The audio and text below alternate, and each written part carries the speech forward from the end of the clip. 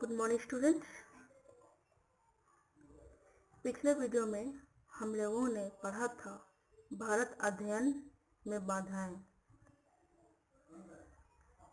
Students, आज का topic है अल्बेरोनी के अनुसार भारतीय जाति व्यवस्था, इंडियन जाति सिस्टम अकॉर्डिंग टू अल्बेरोनी।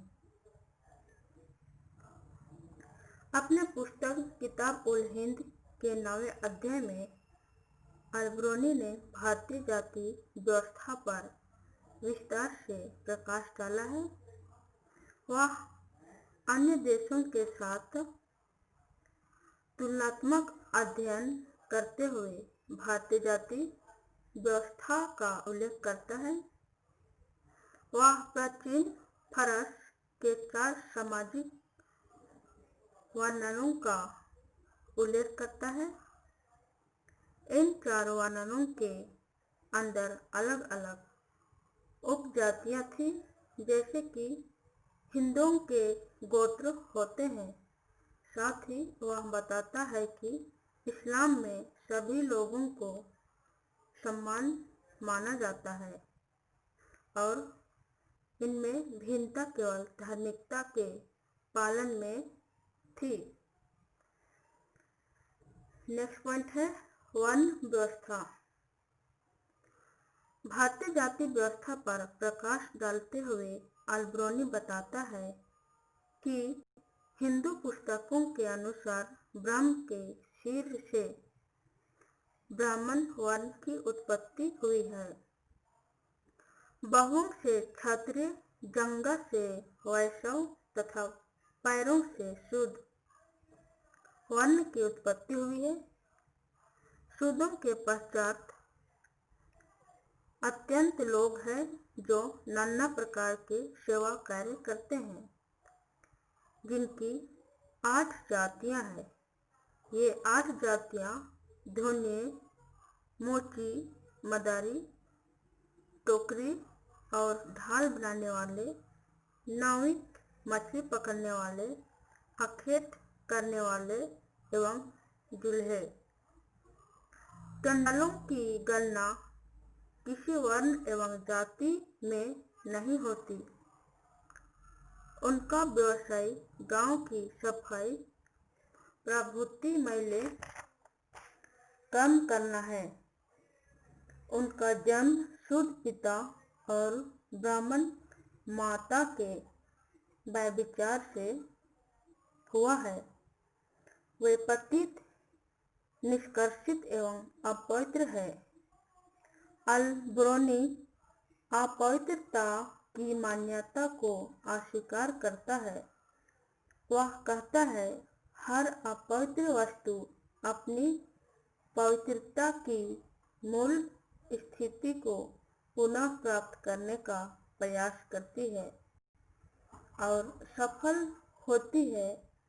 सूर्य हवा को स्वच्छ करता है और समुद्र ने नमक पानी को गंदा पानी से बचाता है। यदि ऐसा नहीं होता तो पृथ्वी पर जीवन असंभव था। इस दृष्टि से देखें तो जाति व्यवस्था में सत्रिहित अपवित्रता की अवधारणा प्रकृति के नियमों के विरुद्ध है। भारतीय दर्शन और विज्ञान में अल्बेरोनी की अत्यधिक रुचि थी। उसने यहाँ आने के पहले ही भारतीय गणित, ज्योतिष का ज्ञान प्राप्त कर लिया था। यहाँ आकर उसका ज्ञान और परिपाक हुआ। इस गहन अध्ययन अभिरुचि के कारण ही वह शीघ्र ही हिंदू शास्त्रों में वर्णित विज्ञान, दर्शन शास्त्र, संस्कृत व्याकरण का अधिकारी विद्वान हो गया। मध्यकालीन भारतीय समाज की आरंभिक अवस्था का उसने बखूबी वर्णन किया है। अल्बेरोनी बताता है कि दुर्भाग्य से हिंदू ऐतिहासिक तथ्यों की ओर अधिक ध्यान नहीं देते। वह शासकों के तिथिक्रम के प्रति जागरूक नहीं है। जब उसने कोई सूचना देने बाबत पूछा जाता है तो वे कहानियां सुनाने लगते हैं। अल्बेरोनी ने स्वयं ऐतिहासिक तथ्यों पर ध्यान दिया है। वह बताता है कि जंझोती की राजधानी खजुराहो है। खजुराहो का कन्नौज के बीच भारत के दो प्रमुख दुर्ग ग्वालियर एवं कलंजियर स्थित है। वह बताता है कि राजनीतिक रूप में भारत छोटे छोटे राज्यों में विभाजित है तथा परस्पर वे युद्धों में उलझे रहते हैं। उन्हें राष्ट्रीय हित की कोई चिंता नहीं रहती। वे राष्ट्रीय शब्दों की अवधारणा से अनभिज्ञ है। समाज जाति प्रथा की कठोरता से जकड़ा हुआ है। धर्म में अंधविश्वास प्रवेश कर चुका है।